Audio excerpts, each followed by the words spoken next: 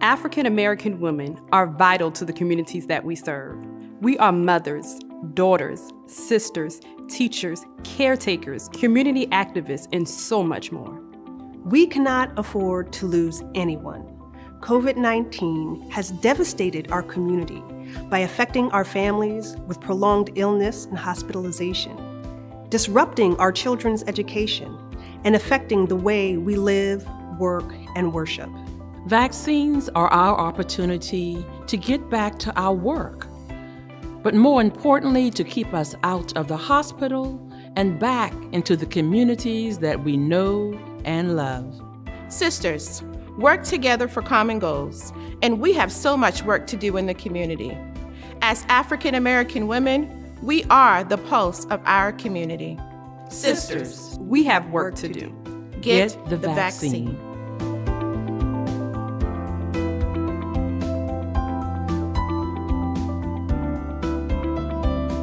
It's time for a little comedy, a little content, and a lot of conversation. It's the Geno Jones Show, exclusively right here on YouTube.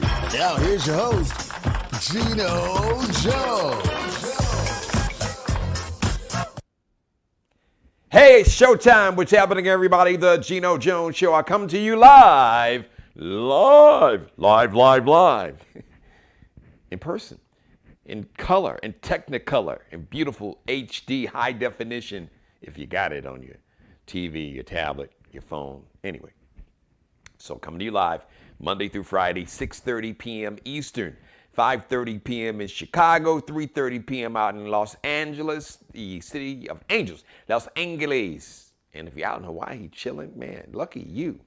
It is 1:30. Please subscribe to the Geno Jones Show and the Geno Jones channel right here on YouTube. All right, check it out live. Tell everybody you know to subscribe to the channel, share, like, and binge watch this and every episode. So this news just came across within the last couple hours. Robert Sylvester Kelly, a.k.a. R. Kelly, was sentenced to 30 years in prison for sex trafficking and racketeering. Basically, what that means is he was charged and convicted for taking minors across state lines, bringing, I'm not a lawyer, so I'm not going to try to play one, but these charges go all the way back to when he married Aaliyah, when Aaliyah was like 15 or something crazy, way back in the early 90s, when I was actually back in Chicago doing radio. So 30 years in prison. Now, he's not done, or the legal system is not done with R. Kelly. He still faces charges in Chicago. As a matter of fact, child pornography case in Chicago that's going to start August 15th. Then he's facing charges in Minnesota. So once again, R. Kelly sentenced to, he was already in jail in New York. This trial was in New York City, state of New York. Sentenced by a judge today, 30 years in prison for sex trafficking, taking minors across state lines for what they call illicit purposes, or basically taking minors across state lines to have sex with them. So that's what that, and the whole racketeering was that basically that his boys that worked for him, they was in on the plot. They helped him recruit women and helped him bring those women across state lines for the purposes of sex, illicit services or purposes. So there you go. That's my Law and Order moment for today. I'm not going to spend a lot of time on this today. I'm not. Full disclosure, I know R. Kelly. I haven't seen him in years. I knew him. I met him way back in 1989. There was a show on TV called The Big Break. The late Natalie Cole was the host. And R. Kelly was in a group called MGM Grand. And a guy that, and I can't think of his manager's name. So there was a guy that I knew from Chicago, actually. So this was like 1990, actually, 1990. It was called The Big Break. I don't know if it was Natalie Cole's Big Break, but it was The Big Break, and she was the host. It was a show, wasn't on TV that long. I was doing a morning show. I had my own morning radio show out in Los Angeles. So a guy that I know, and I can't think of his name anyway, was it Craig? Anyway, it escapes me. He was R. Kelly's manager. And we knew each other basically from just social circles, you know, hanging out at parties, just being on the social scene.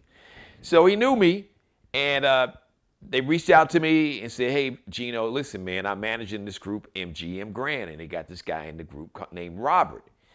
And I'll never forget this. They were staying at the Sheraton Universal Hotel, right there where Universal Studios are out in really in Burbank, suburban Los Angeles, LA, out in Burbank, California. So they had me come by.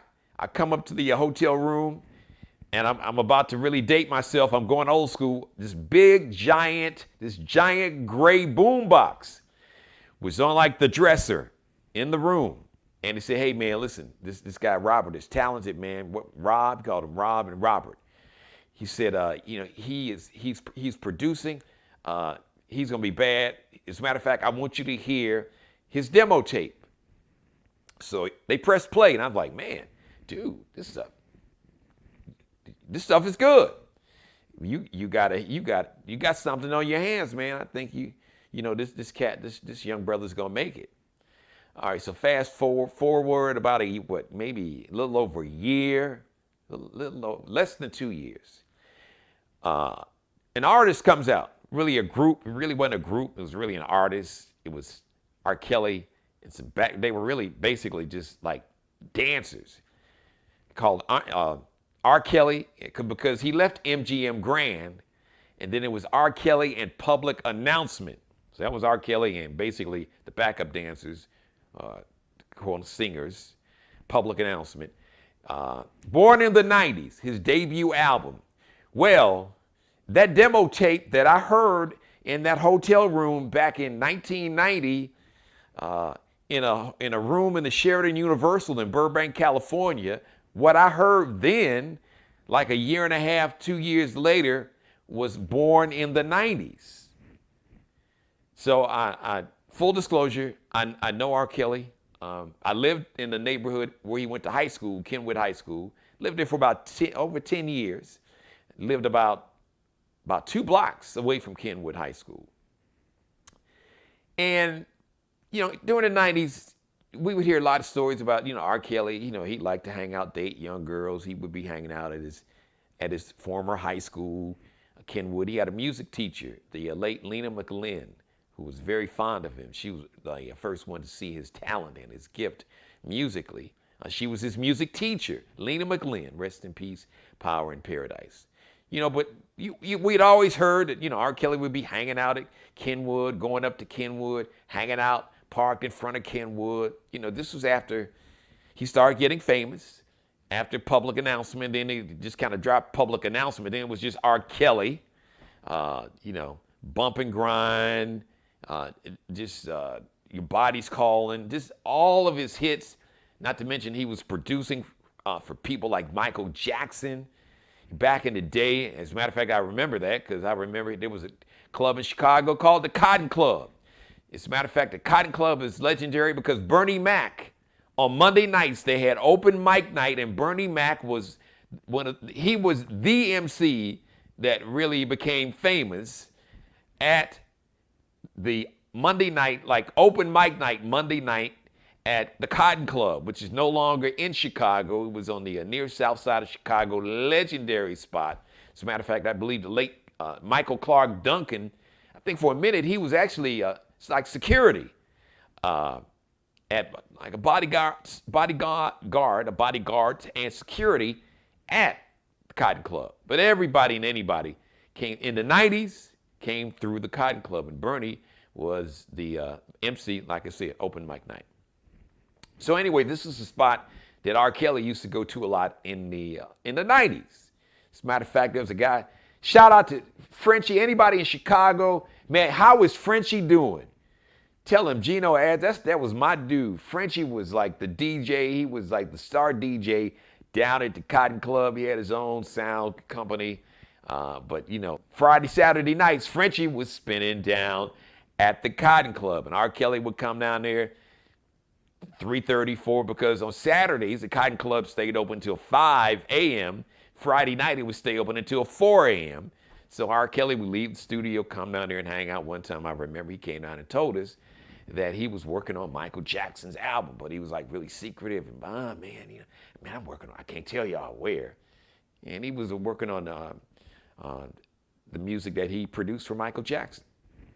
So anyway, bottom line is there had always been rumors about R. Kelly, he had a thing for young girls.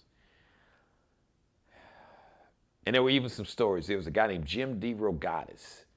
At the time, he was a columnist. He was a music critic for the Chicago Sun-Times. And I think in the late 90s or early 2000s.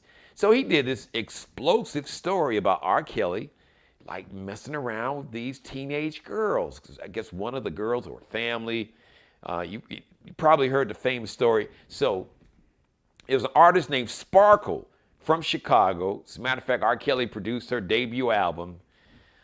She had the big hit. I can't think of it. It escapes me.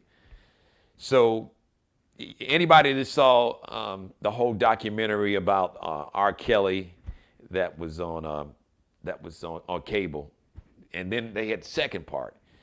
A lot of it started about Sparkle, a singer R. Kelly produced. He sang on her debut album. As a matter of fact, her first hit record, he was on it with her. It was like a duet. So you began to hear that apparently Sparkle had a young niece, and then all of a sudden R. Kelly was having sex with the niece, and then the legendary tape, the P tape, and you know why it's called a P tape, and what they had to do with Sparkle's niece. So that was a lot of blow up behind that. Well, this guy, Jim DeRogatis in the Chicago Sun-Times, was the first news media outlet to put this information out. But R. Kelly had become so popular that he had a lot of support among everybody, including a lot of women. And there's probably a lot of women still to this day that don't believe the women, even after seeing the documentary. And seeing these women tell these heartbreaking, horrible stories, even after the convictions and everything else. So I'm saying all that to say there was a lot. As a matter of fact, there were people in my family who saw R. Kelly, visiting teenage girls in certain high-rise buildings, would see him on Chicago public transportation on CTA is public transportation in Chicago. Had seen him on buses, talking to young girls, and you could tell there was something going on. So he was pretty open and bold about it. Seeing him. I have family members that would see R. Kelly and another famous person who's no longer with us. I'm not gonna mention his name. With two young girls, like they were doing a double date. And this person in my family was on the elevator and had seen this more than once. So it became an open secret about R. Kelly having a thing or dating for teenage girls, underage girls. And you saw the documentary, so I'm not going to stand here and spend a lot of time about it. But if there's a regret, and I don't want to speak for everybody, because it wasn't just people in Chicago. It was a lot of people in the industry, people at his record label, heard these same rumors, knew a lot of this, because he began to take these, they would go from city to city and recruit, they would go to malls and recruit young teenage girls, and some a little older. They would recruit them at malls, and they would get offered contracts. And you saw the documentary, so you know how all that went down. But I'm just going to speak for myself. I had no idea that his activity was just so outrageous, because I never witnessed it. The only time I would see him was at industry functions, or like at concerts. Some concerts I would host or MC, or just happen to be backstage, and that was it. Or when he would come out to this club called the Cotton Club. Now, obviously, he couldn't bring any underage girl to the Cotton Club because you had to be 21. So, even with a fake ID, the Cotton Club didn't get down like that. But I guess the biggest regret was that collectively, all of us, people in Chicago, the media, people in the record industry, people who work for R. Kelly, some who are probably nervous right now because some of them are probably going to go to jail too, didn't protect these young girls because they were girls. They were teenage girls. And I've said this so many times, and I'm going to say it again on this show. The most unprotected, disrespected, neglected, devalued person on the planet is a black woman, and especially a young black girl. And many people said if these would have been young white girls from suburban Chicago, out there where Michael Jordan used to have a home, or maybe out in Lake Forest, this very wealthy suburb, a lot of old money where the Chicago Bears, the NFL team where they practice and their headquarters in Lake Forest, if this would have been some white girls that lived down on the Gold Coast or out where Michael Jordan's home was, out there, that whole Deerfield area, Barrington, that whole, where all that money, that real long money, or Lake Forest, then something would have happened. He would have gone to jail a lot earlier. That the public in general, the media, would not have tolerated just a group of young white teenage girls being preyed upon and exploited. But because these were young black teenage girls, and people would dismiss them. Well, they were groupies. Oh, they wanted a record deal. So, what's wrong with the parents? And a lot of it was deception, because a lot of these young women, they told their stories. They really wanted to be a star. They really wanted to sing. And that was part of the lure and the hook. Yeah, come on, we may make a record. Well, listen, just go back and watch the documentary, okay? Because these young women told their stories better than I ever could. So that's the regret that collectively, we as a society, we as those of us who are from Chicago or lived in just the city, the industry. I'm a part of the entertainment industry. I do a radio show in a day. So collectively, we did not protect those young girls. And a lot of us, we have daughters. So that is the biggest regret, that we didn't collectively do more and really, really take these young women serious. But R. Kelly was making the record company a lot of money. He was making a lot of people a lot of money. And he was famous and winning awards. So there was pride, but there's absolutely no excuse. And I hope that we, as a culture, as Americans, specifically as Black Americans, I hope that we learn a lesson for this. And please, we got to learn to listen to our daughters and believe them, and stop blaming them and talking about, oh, well, she's fast. That's that old school term. Well, she's so fast. If you went so fast, don't be all up in the man's face. I don't care if she's in the man's face, butt ass naked. If you are a grown ass man and this is a child, and a teenager is a child, you protect children. And you give them guidance and direction. You don't exploit them. So I hope that we as a society can take a lesson from that and vow to protect young girls. I mean, you got sex trafficking, which is a scourge in America. But trust me, you think sex trafficking is bad? Because a lot of times on TV you see pictures of young white teenage girls. But believe me, for every one white teenage girl that's a victim of sex trafficking, there's probably 3 young black teenage girls that are victims of sex trafficking. And the media, nobody talks about that. Because once again, the most unprotected, disrespected, neglected person on the planet is a black woman or a black girl. So we got to stop that. We got to fix that. So I will just say this in segueing from that. Karma is real. The energy you put out into the universe, I promise you, you don't have to believe in God. You don't have to believe in any religion, worship any God. The laws of the universe, the energy, the spirit, and your spirit is just your energy. The energy that you put out into the universe, yes, it is going to return to its original source in some form at some time. You may skate for a long time. R. Kelly was tried in 2008 in Chicago, and he was found not guilty, and women were standing outside the courtroom cheering, and they were yelling and cussing at the young women and calling them all kind of names. It took a long time, but karma caught up with R. Kelly.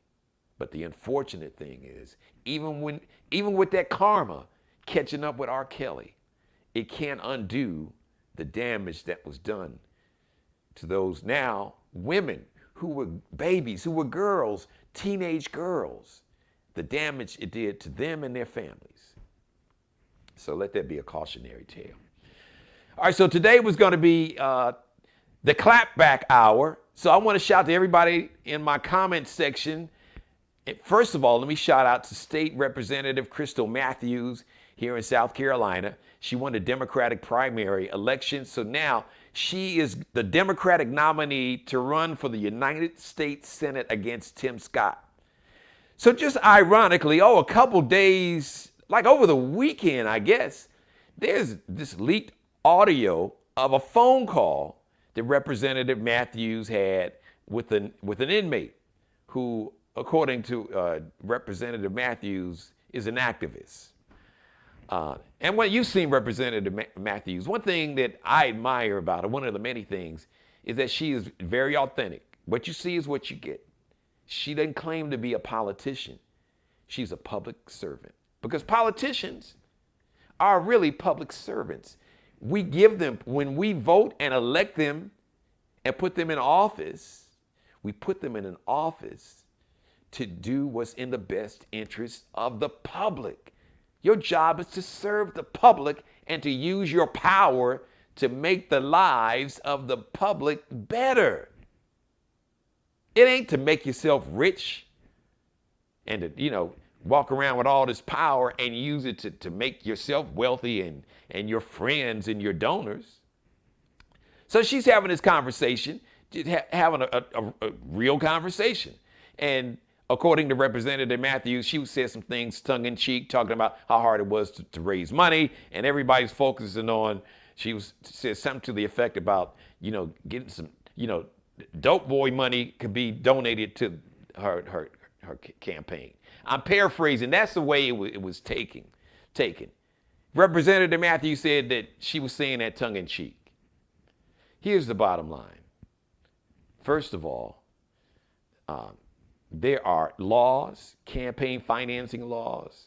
So all these campaigns are audited. She did mention that. So trust me, if there was any suspicion, if she was actually getting some money from any dope boy or dope girl or anybody else, trust me, y'all would have found that out. Because here's the bottom line. There are people in power who are afraid of Representative Matthews. Because they know something that I know and that I've been telling you, is that she has a chance to win. Even though Tim Scott's got last I saw, like $44 million war chest. So he's got $44 million in his campaign fund. As a matter of fact, the only person who we know, which has been confirmed, since people want to go ahead and have fun, because you've seen the memes, she's still looking for that dope boy money. Well, let's talk about who's gotten some dope boy money. Legal dope boy money. Yeah. Guess whose campaign got $99,000 from the pharmaceutical industry? Legal drug dealers. Yeah. Wasn't Representative Matthews. It's the man she's running against. Now, stop. I don't want to hear, well, they legal and, hey. She hadn't received any money. It was a tongue-in-cheek conversation saying, hey, if she wasn't asking for the money from them, She was saying if they want to, paraphrasing the conversation, they can go ahead and donate the money. They can give some money to their family member, and if the family member wants to take that money and give it to me, because y'all really don't want to have this conversation. What? No, okay, guess what? Yeah, you do. Because I'm not even going to mention names, but for all the folks that tried to come for me, be careful, because when you come for me, I'm going to send you back where you came from. So we just talked about Tim Scott and the $99,000 he's gotten from the pharmaceutical industry, big pharma. So the legal drug dealers, the folks that created fentanyl and opioids, has got millions of Americans hooked on this legal drug. Y'all want to talk about that?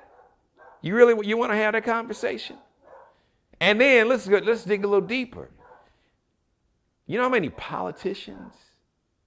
Let's talk about somebody that, my grandmother, I'm sure my mother, a lot of our ancestors, they worshiped. Let's talk about the Kennedy family. Yeah, like John F. Kennedy, JFK. A lot of us had grandparents and great-grandparents that had those pictures in their living room. It was a picture, it had three faces. It had like the white Jesus, John F. Kennedy, and Dr. Martin Luther King. So do you know where the Kennedy family, as in John F. Kennedy and Robert F. Kennedy and the whole Kennedy family, do you know what the patriarch Joe Kennedy, do you know where he got his money from? Bootlegging liquor. He was a bootlegger. Oh, he wasn't the only one. He laundered his money. There are a lot of folks, dope boys, numbers runners, and prostitution and bootleggers back in the day laundered the money and bought construction companies and real estate and sent their kids to Ivy League school. So be careful about this conversation, all right? Because when you live in a glass house, just be careful, because when the rocks come back your way, the window panes are going to break just like they were with other people. So we're looking forward to having Representative Matthews back on the show, because this is going to get really, really interesting. Because the dirty tricks are even going to get worse. Oh, yeah. See, if I was Representative Matthews. So Representative Matthews, if you're watching, I'm not a paid political consultant. I am an entertainer. But, I got a little common sense. Now, what I would do, I would hold a news conference. And I would spill all my own tea, which you really have done anyway. You mentioned it on this show. You are a single mom. You were divorced, 5 kids. You engineer. You weren't looking for this job. You wanted to make a difference. And now you got the Supreme Court making decisions. They've taken away a woman's right to determine what to do with her body. Then they want to tell women that they can't use, because that's coming next. They want to make it illegal, a total ban of abortions. So the bottom line is, now all these like southern states and some primarily in the South, including the one I'm in right now, abortion is illegal after 6 weeks, but they are going to basically, the governor, I call him Governor Foghorn Leghorn, Governor Foghorn McMaster, plans to get rid of all the exemptions. So as of right now, if you are a victim of rape or incest, or if your life is on the line, you can get an abortion up to 20 weeks. If your life is in jeopardy. But Governor Leghorn has said that he wants to, no exceptions. He wants to get rid of all the exceptions. So he's going to make abortion illegal under all circumstances in the state of South Carolina. They already got the paperwork going. So it's amazing how a bunch of men can sit around and make a decision about a woman's life and what she can do with her body, when a man would never tolerate that. Like I said, if men got pregnant, you could go to the strip club.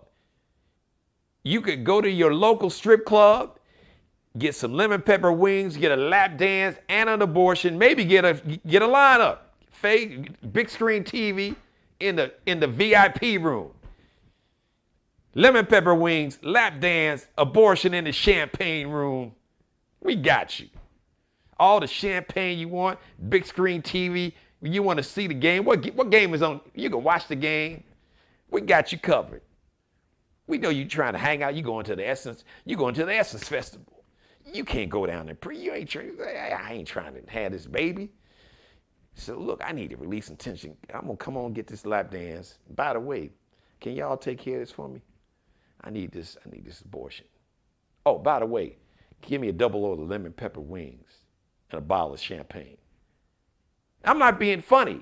It may come, but the fact is, it would be that if men got pregnant, it would be that matter of fact. It would just be normal. It wouldn't be no conversation.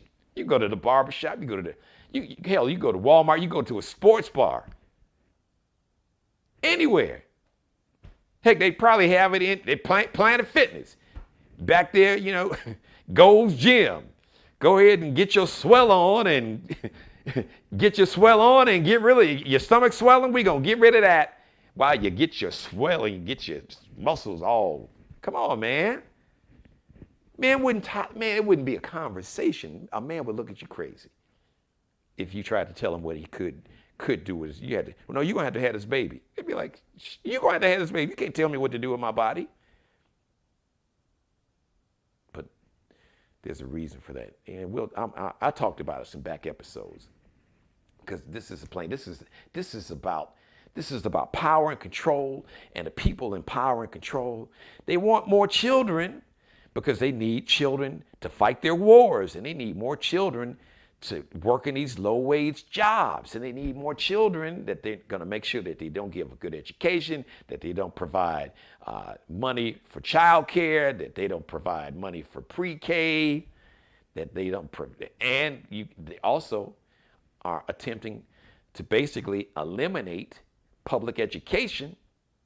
Well, kids not educated, and what are they going to wind up doing? They can't read. They'll get into a life of crime. Then what's going to happen? Oh, hey, then we can lock them up because, we spent billions of dollars building all these prisons. We got to do something. We got to get our money back. We got to get a return to our investment. You got all these little small towns. That's like the only employer. Folks are like, hey, y'all got to lock some folks up. We got to lay people off because there ain't enough folks in the jail. There has been a plan. And then the whole white replacement lie and nonsense. Since whiteness is made up to begin with, there's no concept in human biology, in the human genome, where you study human genes. That's what the genome is. We all have our gene and DNA, our genes. There's nothing in our gene code that says, oh, you're white or black. It was made up. This whole concept of whiteness. So, but if you buy into this concept of whiteness and you're worried about being replaced, first of all, you replaced Native Americans. You all are the replacement, and you replaced black because the first Africans got here in 1619.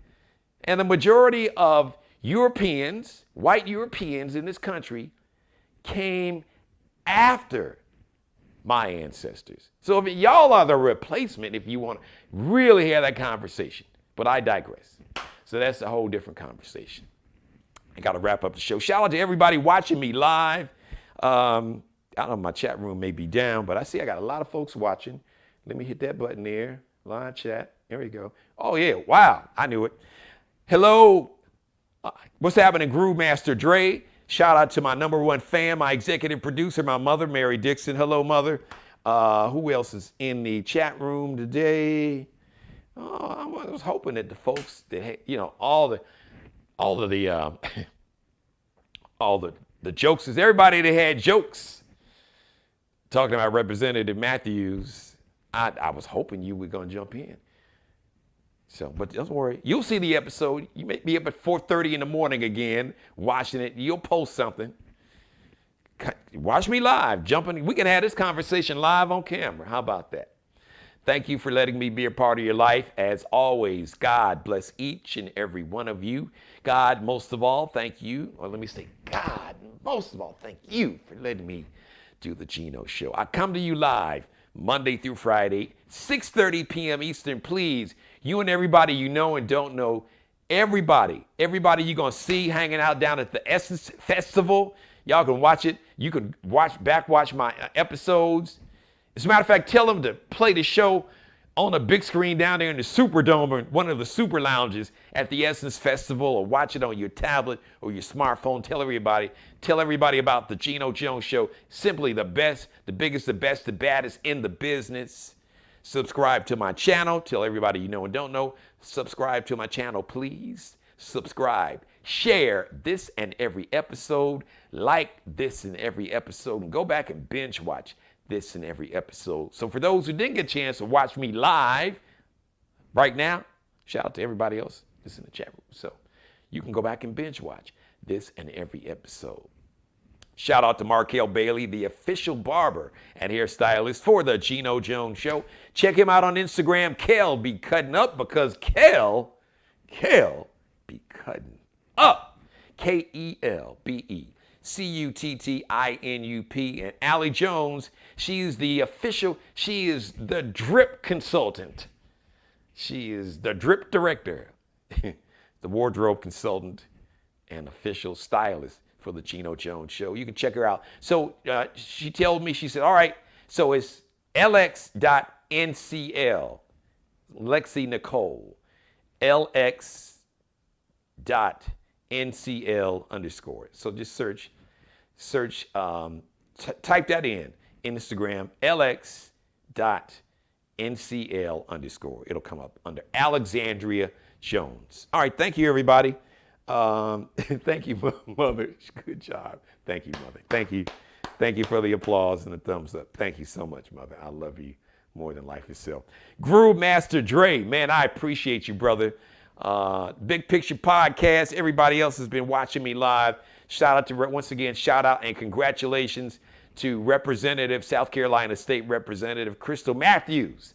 She is the Democratic candidate to run and beat. See, people think I'm crazy. People thought Barack Obama was crazy.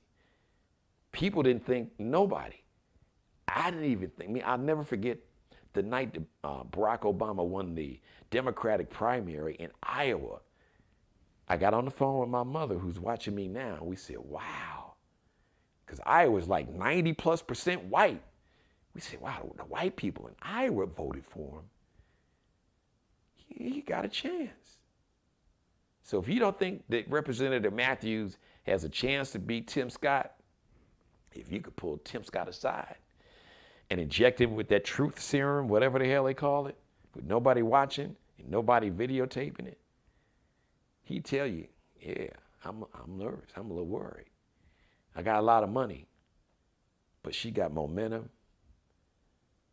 and she got people, the people behind her. The people just got to show up and take 50 people with them to vote. I'm gonna need y'all to show up and vote on November 8th. I'm gonna need you to register to vote. I need y'all to show up like you're gonna show up down in New Orleans when y'all ass is going to the Superdome to watch Janet Jackson Saturday night. And trust me, I would love to be in that line with you.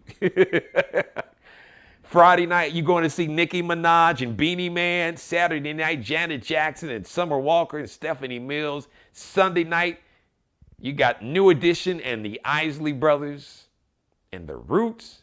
The way y'all going to show up at the Essence Festival, that's the way I'm going to need y'all to show up to vote. With that same energy and excitement. Taking everybody, making a girl's trip, a guy's trip, get your party bus, and go to the polls, take the whole neighborhood. You got elderly relatives, pick them up. Y'all Ubering and Lyfting. You Uber and Lyft some of these elderly folks that have a disability. Take them to the polls. Because now you see they've come for everybody. Not just black folks. White women, they've come for you. Now you know how black women feel. Oh, white men, you saw the 1-6 hearing. Oh, they really came for you with AR-15s and other guns. Yeah, they came for Mike Pence. Old white dude. He was in the MAGA cult, but he wasn't MAGA enough. He wasn't crazy and racist enough. Now, this dude is problematic. Mr. Abortion should be legal. And Mike Pence wasn't racist and sexist and misogynistic and homophobic enough for them. Because he wouldn't commit a crime. See, they're like, no, dude, we are coming for you. Hang Mike Pence. And it was planned. You just can't build a gallows like that. They brought a gallows. You can't just go like to Lowe's or Home Depots and buy, oh, I need a gallows to hang somebody. You got to buy the material, and it takes time to put that together. So there was a plan ahead of time, and now we're finding out, thank you to the young lady that testified yesterday, Cassidy.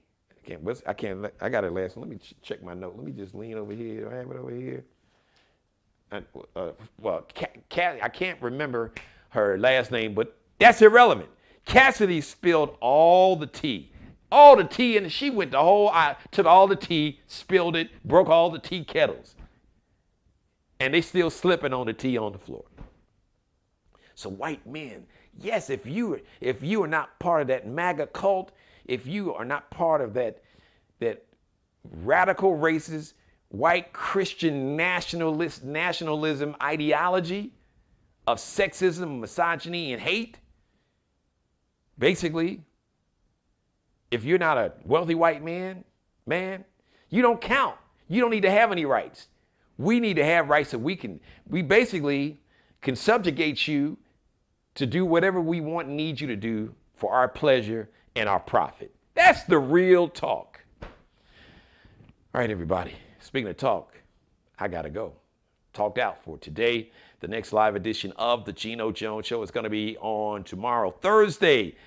Programming note, the live version of the Geno Jones Show will be on vacation starting, I believe, Friday through next week, the 4th of July, returning on the 11th. Now, if something really big happens, unless it's the 7th. The 7th is a special day, so y'all won't see me on the 7th, period. I don't care what's going on. You may see me on the 6th or the 8th, but beginning Friday, the Geno Jones Show live. But what I'm going to need y'all to do, I'm going to need you to, all the episodes that you haven't had a chance to binge watch, go back and watch one of the episodes. As a matter of fact, 6:30, you used to watching me, just go to my channel and watch one of my back episodes and email it or copy that link and text it or email it to 25 to 50 people. As a matter of fact, do me a favor. Copy the link, or you can email it. You can just email the whole show to everybody in your phone contacts. So some of y'all got like hundreds of people in your phone contacts. Do me that favor. Do me a solid. I'd appreciate that. All next week. You can do that for this show. But all next week, the Geno Jones Show will be here. It just won't be live, but you'll watch it like it is live. You can go back and binge watch any or all episodes. So I got a lot of episodes, so it's a lot. And I've had some great guests. So you want to check that out. And make sure you copy and paste or email a copy of that day's show to everybody in your phone contacts. I love each and every one of you. I really do. Mother, I love you more than life itself. Thank you for watching. Thanks to all my subscribers, new and old, folks has been down with me from day one, folks that just became a part of the Geno Jones family. I got nothing but love for each and every one of you. Thank you for watching. I'll see you Thursday, 6:30 p.m. In closing, before I get out of here, let me just say this before I leave. Or as Frankie Beverly and Maves will say, before I let go, please be blessed and let's pray for peace. Thanks for watching.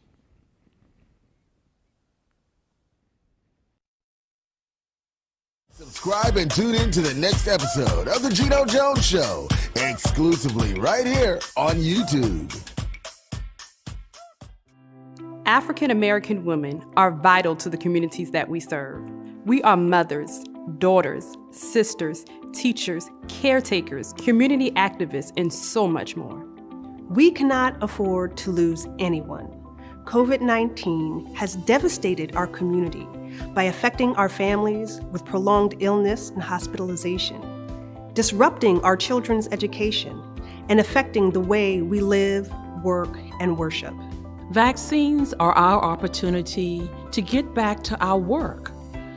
but more importantly, to keep us out of the hospital and back into the communities that we know and love. Sisters, work together for common goals, and we have so much work to do in the community. As African American women, we are the pulse of our community. Sisters, we have work to do. Get the vaccine.